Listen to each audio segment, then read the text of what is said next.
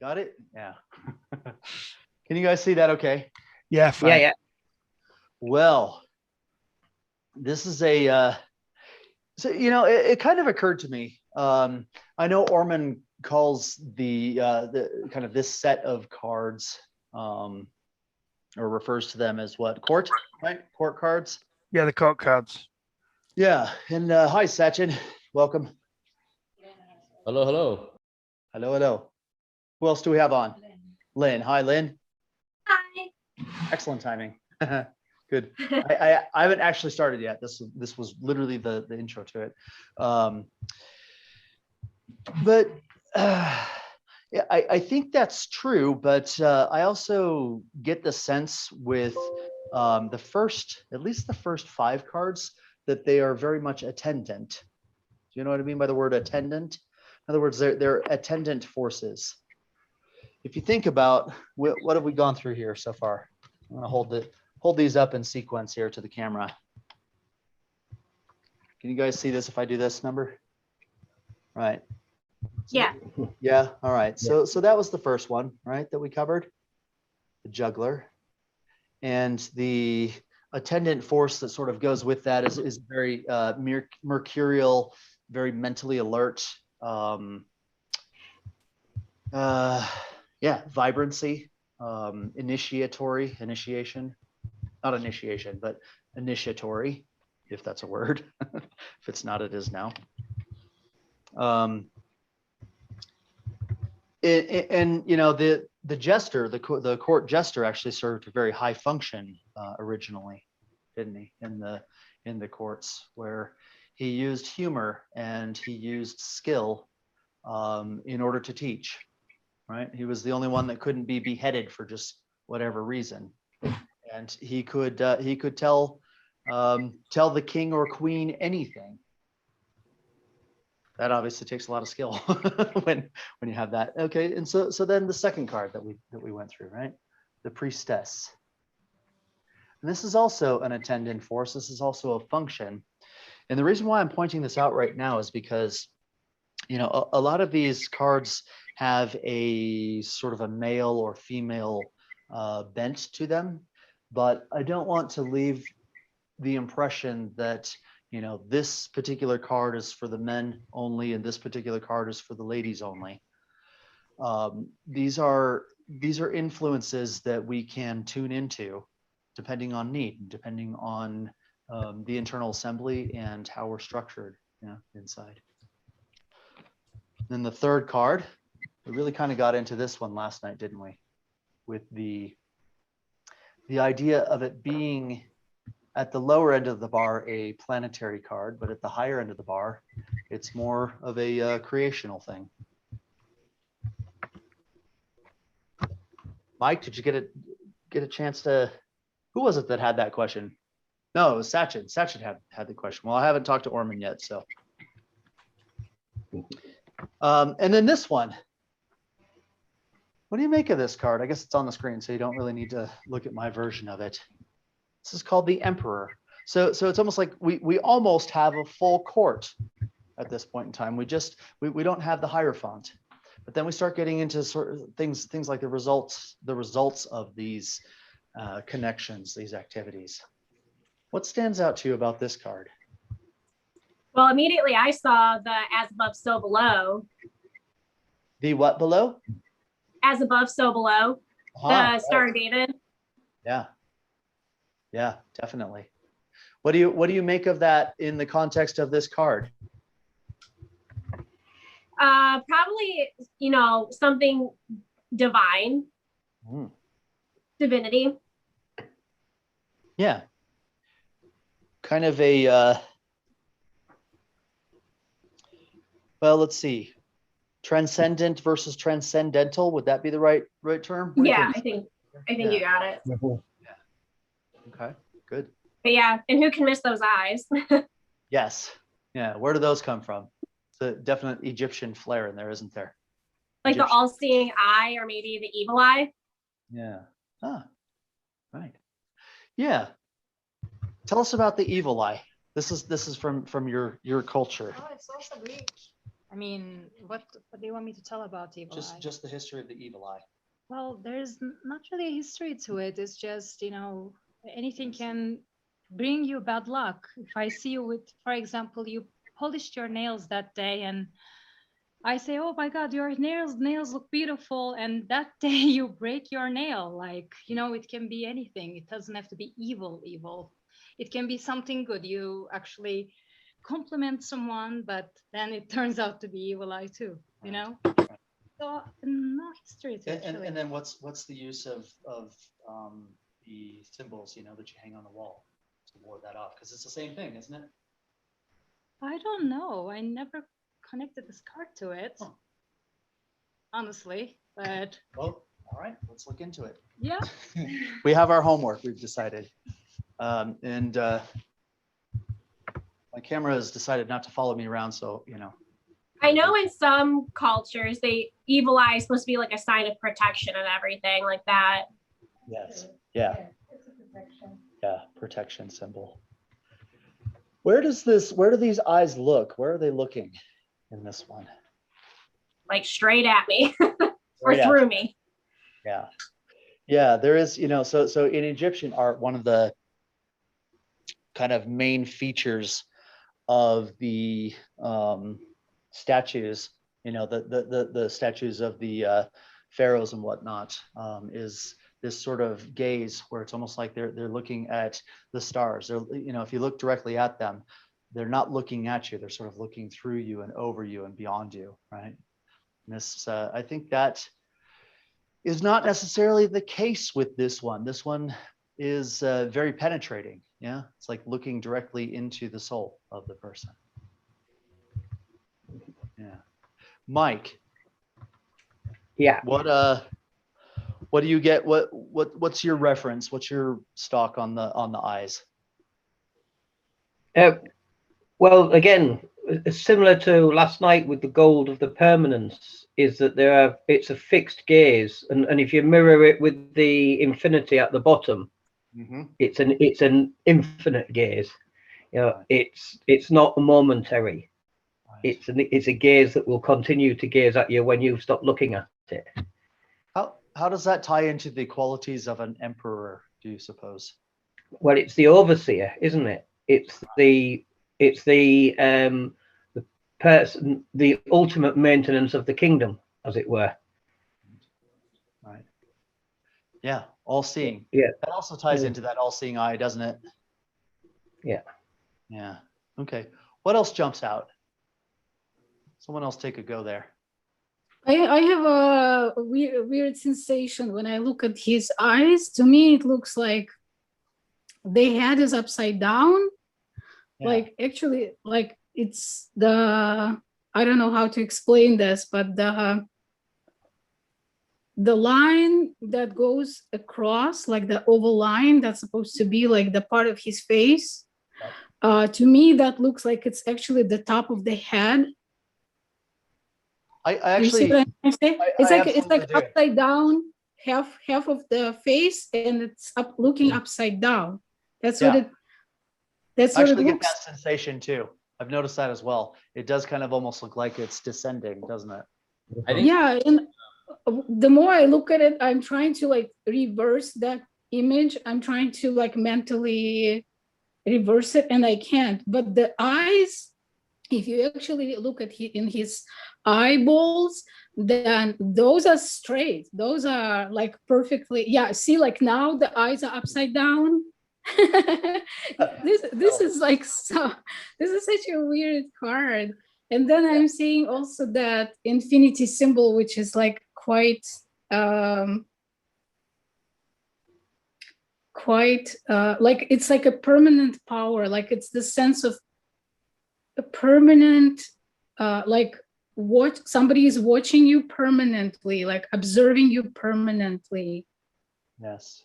Like those are the words that I'm getting. Like when I look at this card, it's like it's forever. It's a nonstop. It's continuous. Like somebody is controlling you or watching you all the time. Right.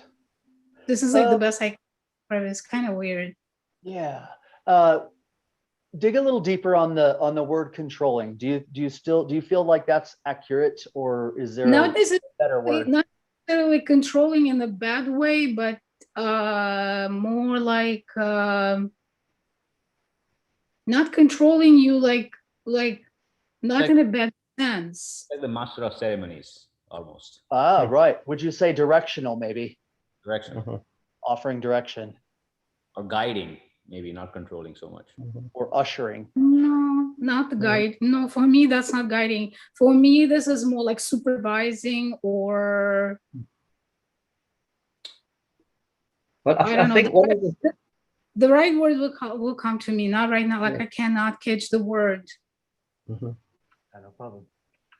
Well, I think with this card as well, it's part of. I mean, it's part of the triumvirate, isn't it? Of the emperor and the empress and the priestess. So Yeah. without them, it could be very overbearing. It could be controlling. It could be cold. Even I know it's the sun. It could be cold, but it is balanced by the others in its process. So it's it has the two aspects side by side. But These three together. yeah.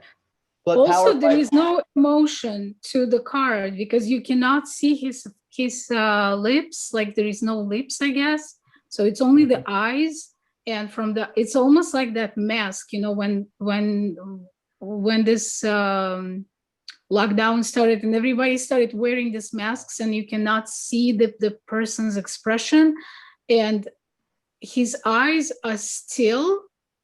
So you cannot depict any kind of emotion with this card. Like I cannot make the connection. Like, is he threatening? Is he kind? Is he? It's sort of like a neutral, very neutral. It's just like I'm looking at you. I'm looking at you. Yes. I'm watching you. Yeah. There is no sense of the, like what is he thinking? Like can I connect with this person, or can I connect with this energy? Is this positive? Is it negative? No, it's neutral. It's completely like in the middle, in the center, I guess. Right. I would agree with that. I think Very weird. one of the points with this card is that there's so much to it that is really open. I don't actually want to use the words open to interpretation because it seems a little lower on the scale of things, but it will resonate with the person kind of based on where they're at, right? Every person will see something a little bit different in this card, get something a little bit different with this one, right? It's almost meant to be that way. I think that's part of its paradox, isn't it? It's in many respects, it's the simplest of the cards as far as image is concerned. I mean, it's a straightforward symmetry, limited use of color, and but it says so much more than a lot of the others. And it's like you say, there's lots of different interpretations, and you can look at it again tomorrow and you'll see something completely different in it. Yes. I agree. How about this odd symbol below? We've touched on the as above, so below. We've touched on the sign of infinity. What else is in there? When I first saw it, I was kind of stuck by just a feeling of lightness, just lightness and brightness, maybe the gold color just above what appears to be the eyebrows, just between the two eyebrows. There's like this bright golden color or yellow color that combined with the sort of the contrasting gray and white of the iris and the pupils and that gray color, kind of just, that whole thing just like looks like it's a human face, as Svetlana was saying. I think the fuzz, the light fuzz makes it feels like it's an upside down head. Yeah, that's it. Feel like it's too even and too fuzzy to be a beard. It's too curvy to be a beard. So it's like, oh, it's just a man with a fuzzy hair upside down. Yeah, that's what I was trying to describe, and I couldn't find the right word. Orman himself jokingly said he's got a stubble chin and needs a shave. He said. There you go. Exactly. But yeah, double chin that's too regular, too symmetrical, as Spears was saying. Everything is got a real good symmetry, which is I think very unnatural. Almost nothing in nature is, well, you can put it either way. There's some things that are there's always something that's slightly off, and this seems to be pretty symmetrical in most respects. Yeah, I would say ordered, right? It's very ordered in that way. Maybe not ordered. Good. I'm gonna switch back to me. I'm also sensing a lot of worms because of that yellow, glowy kind of a color. It's almost like if somebody were to paint a sun and it would give a face to the sun, that's what it would look like. Okay. Yeah, I'm sitting in a very bright room, so I wanted to make sure that, I didn't put those words in your mouth. Are you guys chatting? You guys are chatting behind the scenes, huh? No, we're not. I'm not chatting behind the I'm going to switch it for a moment back to me. I can remember where Cher is. Before I did this today, I just started kind of thinking about if I were to design this card, what else I would put on there from a symbolism standpoint. And the board here is the result of that. In some respects, and I'll get into this in a little bit, but in some respects, I would probably replace the eyes with alternating colors so that you have, one red and one blue, with red and blue kind of on the outsides of it, as opposed to both being blue. And I can talk about this crossover. It really ties into the man-lady thing. And then this part of the eye here coming down sort of reminded me of the Egyptian symbol of Aten, right? Akhenaten was probably the most well-known person that went with this, because didn't he change? What was it? It was Akhenamen or something like that, right? Before, and he changed his name to Akhenaten, having to do with the kind of one singular deity. Yeah. I think he was one of the Amenhoteps. Amenhotep, yeah. Well, grandson of Amenhotep III, wasn't he? Yeah. And Tutankhamun was Tutankhaten to begin with. Yep. So he changed it.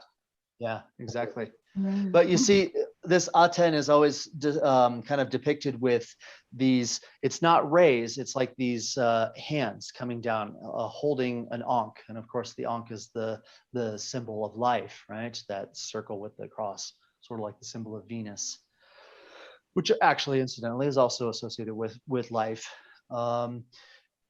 That's what these remind me of. These kind of three aspects coming down is that life-giving force coming from this Aten, or this. I'm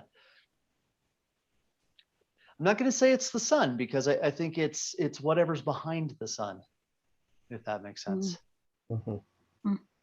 And then we have these planetary symbols here.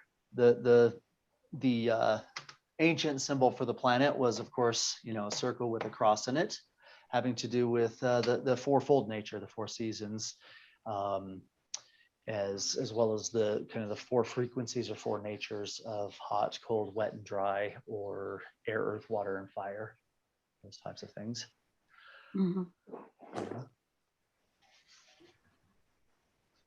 It's interesting to me that that's the only planetary symbol that shows up.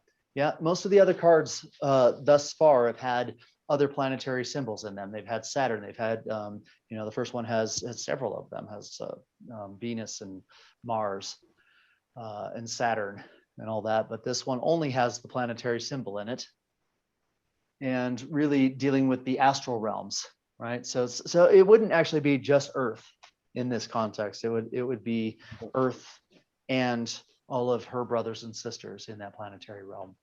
Yeah, that level, right? And then, of course, being an octave up, this would be the ethereal, right? Going for the level of the sun as it is, not as we see it, right? As that rod through time, instead of that kind of two-dimensional circle in the sky as we see it. drew this up here because I'm going to switch to the other board here in a minute, but I drew this up here because there's a very interesting thing.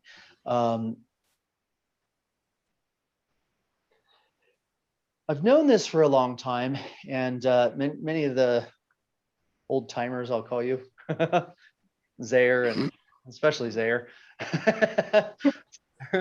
Yeah, many of the old timers probably recognize this symbol as the concept behind the man-woman mystery, right?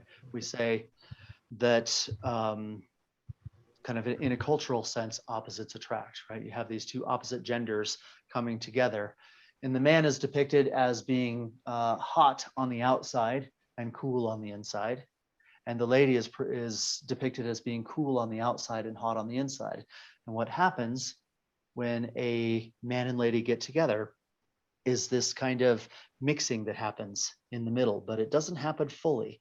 It doesn't completely absorb, and the reason why is because like forces repel at planetary level, and so as the external aspect of the male or the external aspect of the female bumps into the inner core of the opposite gender, then it creates that kind of, it can only go so far. You can't completely mix, can't completely meld, right, in here. And this is why I would draw these eyes this way as representations of those two forces coming together, possibly. Does that make sense? Do I need to elaborate on that, or does that kind of give a good general view? Now, the interesting thing about the sun, which, like I said, we've known for a long time, but science has fairly recently confirmed, is that it's actually hotter on the outside than it is on the inside. They don't know why, but the what is it called? The photosphere, I think it is. The shell that surrounds it, right? Where light is no longer transparent because of the intensity of it, is actually 300. Huh? So the corona is hotter than the corona's hotter than the surface. Yeah. Which I'm not quite sure why. But yeah, the core is hotter. But the core's hotter than the corona. Well, yeah, by about 300 times, right? So the external has this kind of hotness about it, and the internal is cool.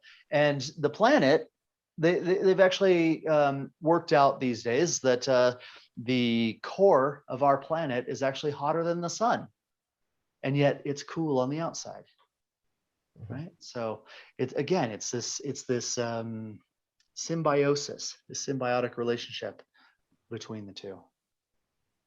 Not to mention the huge size difference, but that's another aspect. And of course, this is how the sun was drawn in ancient times. In almost every, can you guys see this? The circle, right?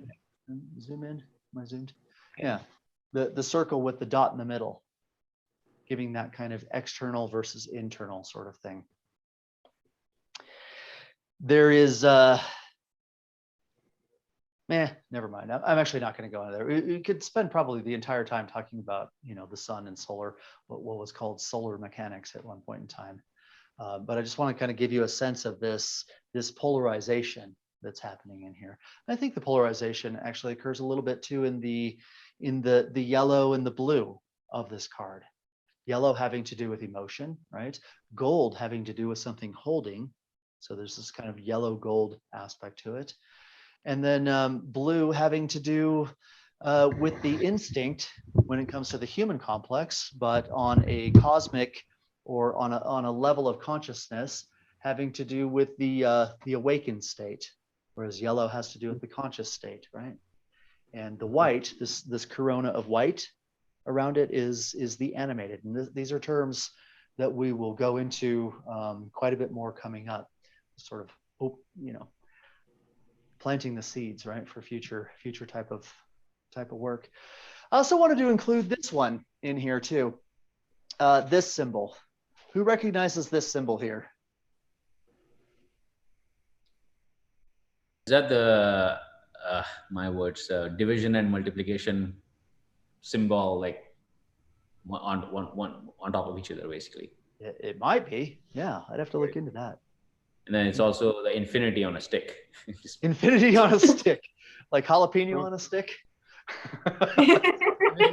Infinity on a stick. Serious. Yeah. We have some spice What of about life. from an esoteric standpoint? I love that. Infinity on a stick. I'm gonna have to use that. From an esoteric standpoint, does anyone recognize? Well, let me ask you this. First of all, what's the difference between a sign, a symbol, and a sigil? Do we know? No.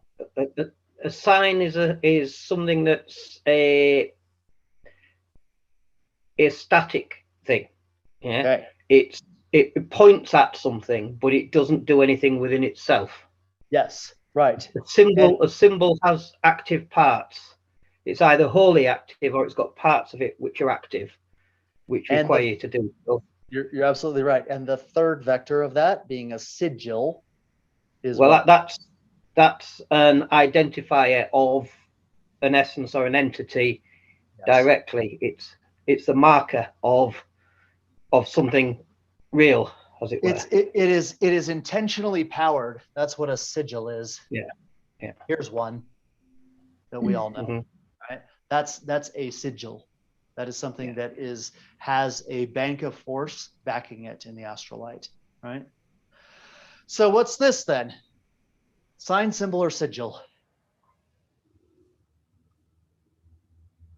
Maybe a sigil. Is this an instinctive answer or because you're right? I want to know how you got there. I was guessing. Huh? I was guessing. Yeah. Mm, Why is it a sigil? Do we know? mm, Tell you, it's a sigil because of what it does. This is the wand or the rattle of the jester in esoteric or occult, actually, symbology. This is what the jester would hold, and when drawn like this, it is W, X, Y, and Z. I'm going to run out of room for esoteric stuff. Yeah, I need a bigger board. This is called the time alphabet. It's part of a whole study on language and study on the inner nature of various letters, right? Y being the only kind of weird one in here from the standpoint that it's serves two purposes. But you see, you have W here, you have X here, you have Y here, and you have Z. I just messed up the entire symbol, but you get it, right? You have Z tilted on its axis. And I suppose if you wanted to get really technical, you could probably put something there and make it even more powerful because it's adding that bar, right, to it. But this serves a function, doesn't it? So if I were to redo this card, which maybe someday I'll come up with my own, but I would probably add that in there as well, just because of the significance and the role that it plays. And it's very reminiscent, isn't it? Is it just me, or is it very reminiscent of kind of the combination of everything going on in almost an exploded diagram form of this symbol that appears underneath the card? Just me? Okay, it's just me. Yeah. There are elements of it, definitely. Yeah. For me, what I mean is that it sort of just, it kind of has the same frequency when I look at the two. But like I said, could just be me, we see things in it. I'm going to switch cameras here. Perhaps. All right. Straighten out the view.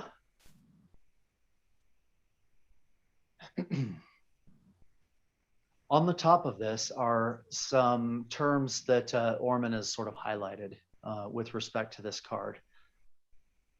First one being countenance. Countenance is the outward expression that someone carries, right? Mike right now has the countenance of contemplative. Yeah, serious, contemplative. Do you understand what I mean by countenance? So this external representation of this is humility to begin with. And Svetlana, I think that may actually be part of the signal you were picking up from the eyes as well, because humility doesn't mean demure, doesn't mean subservient. I think really true humility comes from a recognition of one's accomplishments and one's path. You know, what sits behind someone as well as what sits or exists in front of them. It's a much truer. That's the word I was looking for. Recognition. I recognize you. Yes. Almost like when the God looks at you. Like if you were to go with that narrative, you know, like the God is watching you, not in a threatening sense, but he recognizes you. Like he watches you in the way, not like observing way. That's the word, recognition. I recognize you. Yes. Yeah, definitely. Other words on here. I think divinity certainly fits, doesn't it? Would you say? Yeah. Yeah. Self-assuredness. Again, you know, these qualities are not coming from the cultural standpoint of self-assuredness can sometimes be mistaken for arrogant or cocky, can't it? But self-assured, you know, there's that joke, right? It's not cocky if it's true. And people laugh at that, but that actually is the reality of it, right? Doesn't come across as cocky when it's actually true. From an occult standpoint, illumination. This one throws me a bit because I don't see how illumination can necessarily be occult, because illumination is almost always apparent. So I'll have to consider this a little bit more. This is, like I said, this is something coming from Orman. I suppose maybe the occult aspect of illumination would be how one got there. Well, I think illumination also casts the darker shadows, doesn't it? The stronger the light, the darker the shadows there are to be found within it, cast from it. I'm going to bring it back to me for a second because it reminds me of something, you know, like in Kung Fu movies, right? They have this sort of hand symbol that they do before they, you know, begin their Kung Fuing. And the esoteric meaning of this hand symbol is in this context, right? We've talked about this before, how the right hand is transmissive, it's masculine, right? And the left hand is receptive, feminine. They call it yang and yin in Chinese cosmology. But this symbol means I contain a hidden knowledge that you may not be aware of, or I contain hidden skill that you may not be aware of, because it's this darkness covering your illumination, right? And that was the original meaning of it from not just Kung Fu, but any sort of mastery, yeah, in the East in that regard. I think it ties in. It's basically the same thing. I'm going to switch it back here.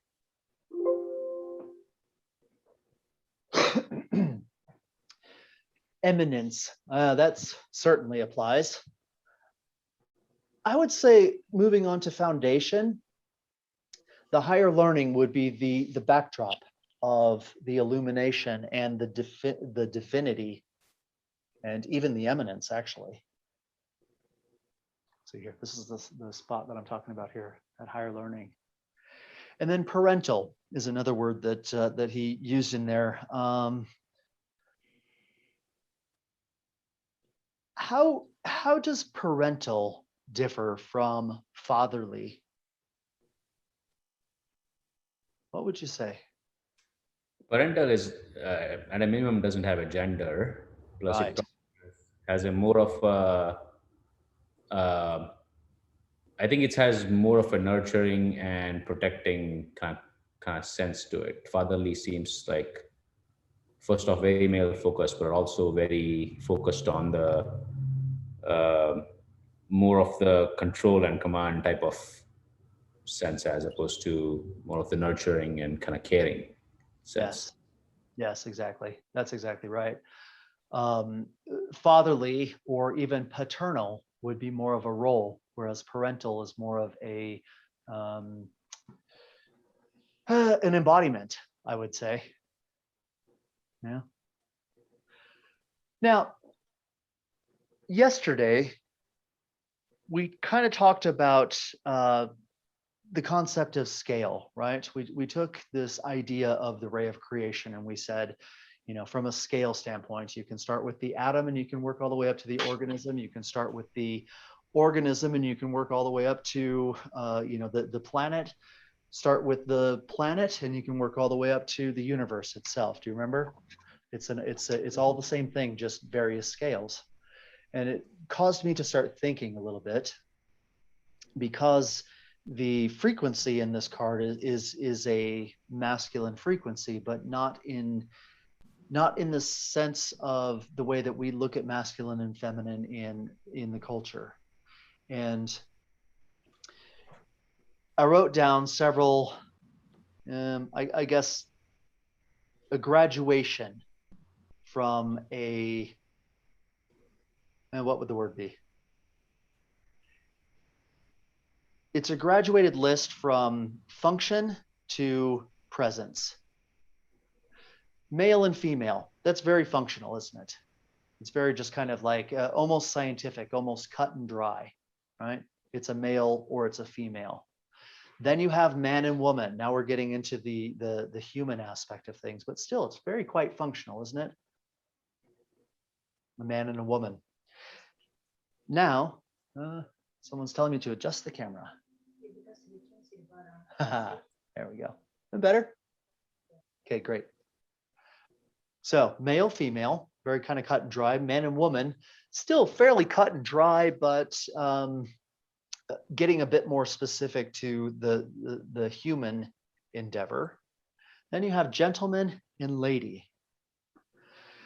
Well, there's a big qualitative difference, isn't there, between a man and a gentleman, or between a woman and a lady. It's something added to. It's something that they do with refinement, isn't it? It is, yeah. It certainly is a level of refinement. And what about king and queen? Right? The queen had her ladies in waiting, but she was one step up on that. I don't know if the king had his gentleman in waiting. It's doubtful, but you understand. Yeah, it's this area of refinement. And then, of course, at the very top,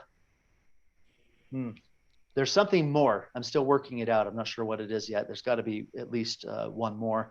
But we have the emperor and the empress, this level of refinement. Who can help me out? What would be one step further? And the reason why I say that is because it has to form an octave. Got to have at least the six, you know, we've done the Enneagram before, the 6 points on the Enneagram, which in turn can create that whole octave. 6 ways. God and goddess. Oh, I like it. Yeah. I think you're exactly right. I'm just going to put G and G. G. Well done. G. Yeah. Very good. And then there's a thing that sits above God and Goddess, isn't there, which is the creator. Yeah. Which has equal aspects, male and female, within itself. Would that be the point in time where those two kind of merge? Yes, or merge or diverge, depending which direction you're coming from. Yeah. Yes, of course. Yeah, and that ties back into that ray of creation diagram too, where the it eventually becomes that triangle at the very, very top there, right? Where the 3 forces, and even above that, there's a dot, that symbol of the absolute being just the dot, where all the forces are combined, and it's just the will, right, that separates them at that point.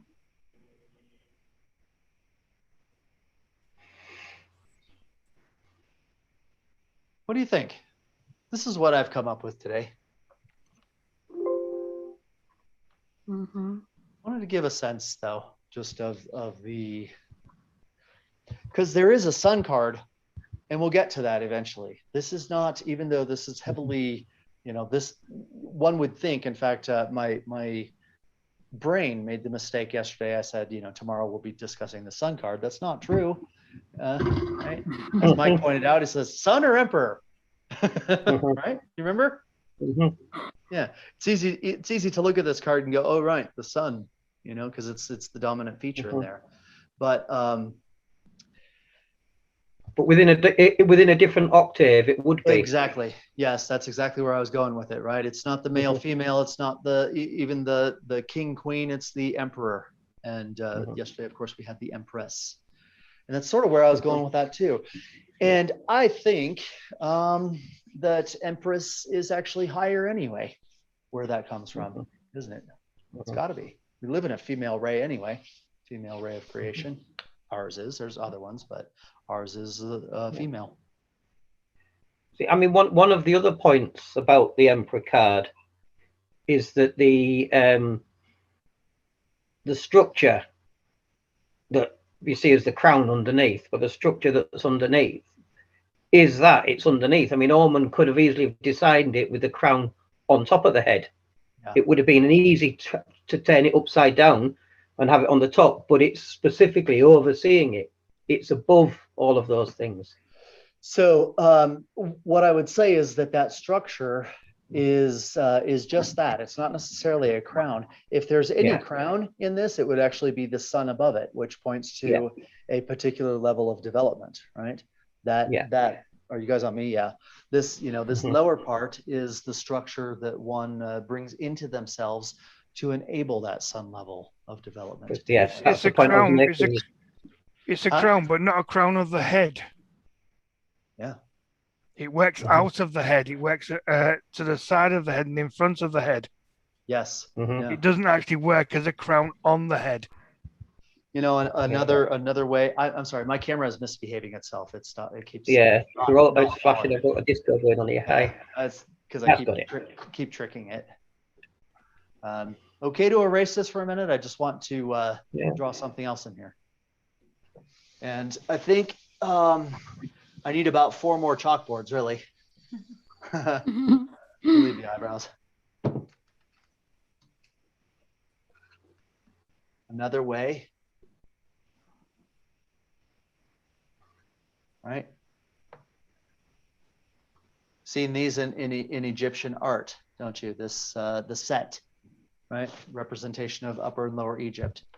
Here's our Egyptian. Okay. No smile. They don't smile, except for Akhenaten. Actually, he's always like,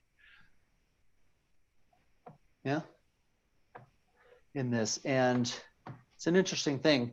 This point on the top here is called the Cath star, C-A-T-H, Cath star. And at a certain level of development, especially, if you can see electrically, sometimes you'll see these sort of shapes on someone's head, talking about in the aura where they sit there. Interestingly enough, at least to my knowledge, last time I checked, although these are displayed quite predominantly in Egyptian art, they've never actually found one, right? And so it makes you wonder, were they just seeing this kind of level, this head development in here? But the Cath star is interesting because, we talked about this cone shape before. Of course, in the card number 1, you get this, but if you break it down into planets, sometimes too, you can actually see like rings going around this when you can see electrically. And this would be like equivalent to the sun or this cone through time that we were talking about before. Yeah. And of course, as you go to sleep, right, you collect all this kind of force up in this area of the head. And as you go to sleep, as you go horizontal, it stays vertical. So as you lay down, it kind of does this, right? And it comes this way and then descends down in and sort of dumps its content throughout the night. It's when you have, probably Zaire will probably have those very dreams, nightmares, and other highly charged dreams from the Cath star dumping its content and force down into the pineal gland. All right. Makes for a crazy night. Yeah, definitely. That's where I'll go running astral traveling or something like that just to get out of there somewhere. Yeah, right. I mean, that's where you get the Pendragons and everything also showing up, right? The esoteric schools where you're kind of your bed is surrounded by these robed figures, just mentally instructing you. They don't yap at you, right? But they actually kind of talk to you. Several esoteric schools are like that, but Pendragons is definitely one of them. There's definitely some from Sumer, ancient Sumeria as well. Not Sumer, but Sumeria. Yeah. All right. So this goes in a lot of directions. You just kind of reminded me of that, though. Thank you. Maybe that needs to go in the card as well. Or maybe it's already implied, I think. Taken as a whole, that symbol that we had there before, would that, well, that object in chalk that we had there before, is that a symbol, a sign, or a sigil?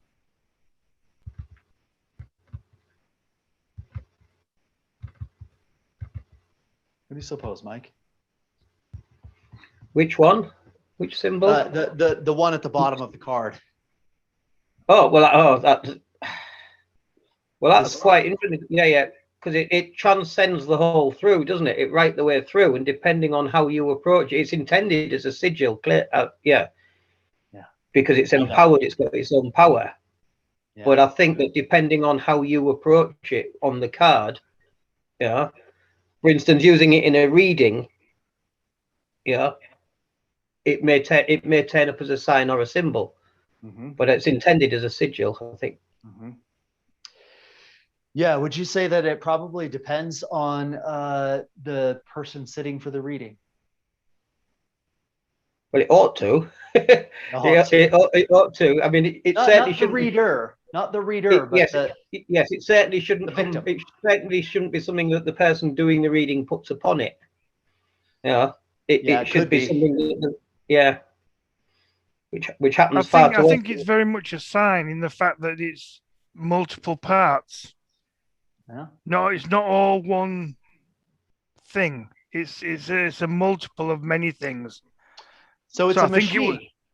So I think it becomes a symbol depending which parts you actually put together. Right. Then it'll become a symbol. It's very symmetrical. You know, part of this is designed to affect the right and left hemispheres of the brain at the same time as well. Right, causing that bridge over the corpus callosum, is that right? Middle part? Yeah. Corpus Christi, whatever they call it. Yeah. Well, good. I think we are bumping up against the time here. Did you guys enjoy tonight? A little different flavor. Definitely. Good. Great. Well, thank you for joining me, and we'll see you tomorrow. The Hierophant card.